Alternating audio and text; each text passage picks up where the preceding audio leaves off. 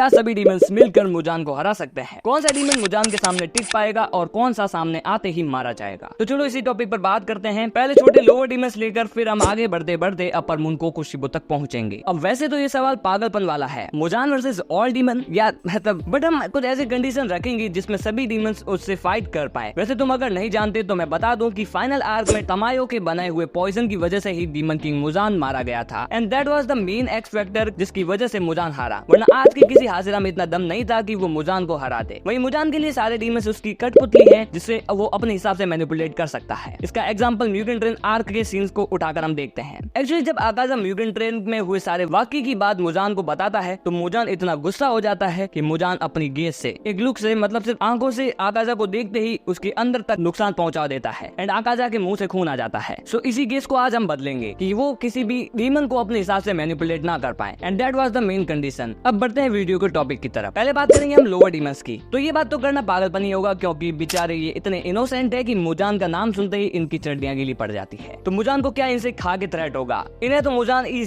Easily सबको खत्म कर डालेगा। एंड मैं एक लोअर मून की बात नहीं कर रहा हूँ, सारे लोअर मून मिला के एक साथ मुजान पर अटैक करेंगे तो अभी वो मारे जाएंगे। तो चलो अब सीधे से बढ़ते हैं अपर मून 6 ग्यूटारो एंड डाकी की तरफ। वैसे तो हम जानते हैं कि ग्यूटारो की डेथ का कारण डाकी ही थी एंड आई एक्चुअली थिंक कि अपर 5 की पोजीशन ग्योको की नहीं बल्कि ग्यूटारो की होनी चाहिए थी। वही ग्यूटारो के पास इमेंस स्पीड है जिसे हम सीजन 2 में देख चुके हैं एंड ऑल्सो ग्यूटारो के पास पॉइजन सिकल भी है एंड ऑल्सो इसका ब्लड डीमन आर्ट ही पॉइजन से रिलेटेड है। बट इसका भोजन इतना भी खतरनाक नहीं है जितना तमायो का था and obviously we all know कि ग्यूटारो एंड डाकी का गला सेम टाइम पर काटा जाएगा तभी वो मरेंगे। तो ये भी मुजान के लिए बड़ी बात नहीं है, वो इन्हें अपनी नॉर्मल फॉर्म में ही अपने ब्लड फ्लैशेस से उड़ा डालेगा और सीधे ये दोनों खत्म हो जाएंगे। सो अब बात करेंगे ग्यूको की। जैसा कि हम जानते हैं सीजन 3 के फर्स्ट एपिसोड में जैसा हमने देखा कि इन्फिनिटी कैसल में जब मुजान पलक झपकते ही ग्योको का हेड अपने हाथ में रख देता है तो श्योरली वो उसे आसानी से खत्म भी कर डालेगा, बिकॉज ये तो ग्योको भी अपना ऑनर मानेगा क्योंकि वो मुजान से बहुत प्यार करता है ना। बट इस चीज के हटके कंडीशन पर पहुंचे तो ग्योको की एबिलिटी एक्चुअली उसका आर्ट वर्क है। वहीं भले ग्योको लगता नहीं बट वो ग्यूटारो से तेज है एंड वहीं उस पर उसका ट्रू फॉर्म भी है जो काफी तगड़ा है, बट उसका जो आर्ट वर्क है वो मुजान की स्पीड और फ्लैशेस के सामने कहीं काम नहीं आएगा एंड फीका पड़ जाएगा और शायद ग्योको उसके पॉट के अंदर ही मारा जाएगा। तो चलो बात करते हैं अपर 4 हानतेगु की। सो एक्चुअली जैसा कि सभी जानते हैं कि हानतेगु टोटली 5 अलग अलग क्लोन्स बना सकता है एंड उसका सबसे स्ट्रॉन्गेस्ट फॉर्म है जोआकुतेन। बट इनके गले काटने से जोआकुतेन नहीं मरेगा, जोआकुतेन मरेगा तो उसकी रियल बॉडी का गला काटने से, जो कि श्योरली मुजान एनालाइज कर लेगा एंड शायद उसे पता भी होगा एंड बिना किसी क्लोन बनने दिए मुजान सीधा उसके दिल पर वार कर रियल बॉडी का गला काट डालेगा एंड वो भी इंस्टेंटली, इतना तेज कि उसे मालूम ही नहीं पड़ेगा। सो फाइनली बढ़ते हैं मेन 3 अपर मून्स की तरफ, आकाजा,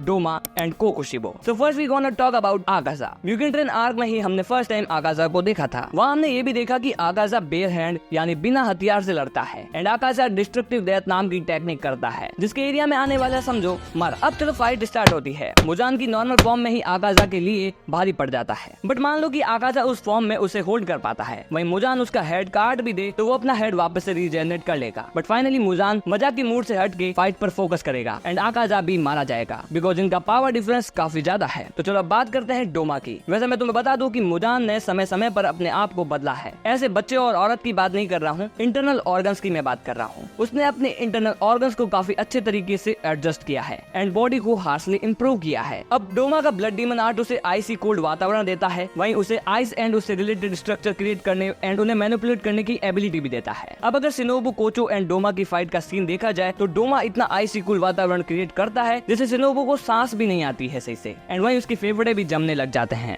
बट ये ट्रिक मुजान पर इफेक्टिव नहीं होगी बिकॉज जैसा कि मैंने बताया उसके इंटरनल ऑर्गन्स इतने स्पेसिफिक मॉडिफाइड थे कि डोमा के अटैक का मुजान पर कोई असर ही नहीं होता। बट एक बात तो है, डोमा जैसा दिखता है वैसा है नहीं। इसका केयरफ्री लुक उसे लोगों को एंड उनके मूव्स को समझने का समय देता है। तो श्योरली वो मुजान के सामने अच्छे समय के लिए होल्ड कर पाता बट इवेंचुअली मारा जाता। अब बढ़ते हैं असली बैटल की तरफ, upper moon 1 Kokushibo versus Muzan. ये बैटल है real battle because Muzan and Kokushibo दोनों की पावर लेवल नियरली सेम है। वहीं इन दोनों के पास इनके फाइनल फॉर्म्स भी है। अब सेपरेटली बात करें कोकोशिबो की तो कोकोशिबो आकाजा एंड डोमा से बढ़िया रीजेनरेटिंग पावर रखता है एंड वही कोकोशिबो उस बंदे का भाई भी है जिसका नाम सुनते ही मुजान की फट जाती है, ग्योरिची। वहीं कोकोशिबो पर ब्रीथिंग टेक्निक भी है जो किसी भी डीमन के पास नहीं है एंड एवरीवन नोस कि उसकी ब्रीदिंग स्टाइल कितनी बैडएस एंड पावरफुल है, moon breathing. Then it's mean कि Kokushibo long and close range दोनों ही प्रकार के अटैक्स कर सकता है। वही कोकोशिबो की रीजेनरेटिंग पावर एंड स्पीड लगभग मुजान जितनी ही है। अब बात करें मुजान की तो वो तो है ही है डीमन की, बट नियरली बस थोड़ी सी ज्यादा ही वो कोकोशिबो से अपनी एबिलिटी होल्ड करता है। अब फाइट स्टार्ट करते हैं। अब इस तरफ से मुजान अपने ब्लड फ्लैशेस कोकोशिबो की तरफ फेंकेगा एंड इस तरफ से कोकोशिबो अपने हाफ सिकल मूव्स को, जिससे दोनों के वार खारिज हो जाएंगे। ऐसी नॉर्मल फाइट काफी टाइम तक चलती रहेगी, बट इवेंचुअली मुजान ये समझ जाएगा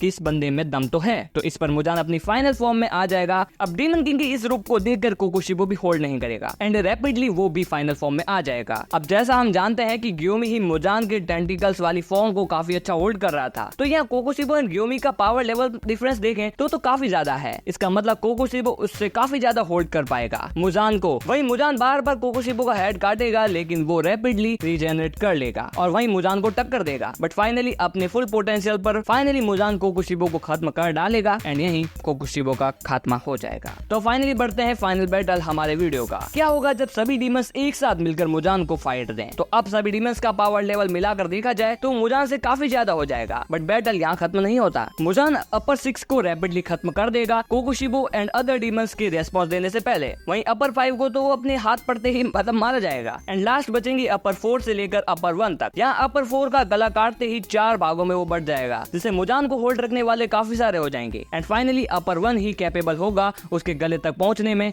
एंड वो ही उसका गला काट पाएगा एंड इट्स मीन कि मुजान इन सभी डीमंस से मिलाकर मारा जाएगा। सो आई होप तुम्हें इस वर्सेस टाइप वीडियो में मजा आया होगा। सो अगर तुम्हें वीडियो पसंद आई हो तो वीडियो को लाइक कर देना, चैनल को सब्सक्राइब कर देना। आई नो कि मैं इस वीडियो में थोड़ा सही से बोल नहीं पाया हूँ बिकॉज मेरे को टाइम नहीं मिला वीडियो बनाने का, बट अगर तुम्हें वीडियो पसंद आई हो तो तुम वीडियो को लाइक कर देना। बाकी मैं अगली वीडियो जब भी लाऊंगा बहुत बढ़िया तरीके से क्रिएट करके लाऊंगा। सो सब्सक्राइब कर दो, लाइक कर दो वीडियो को। मिलते हैं अगली वीडियो में, टिल देन बाय।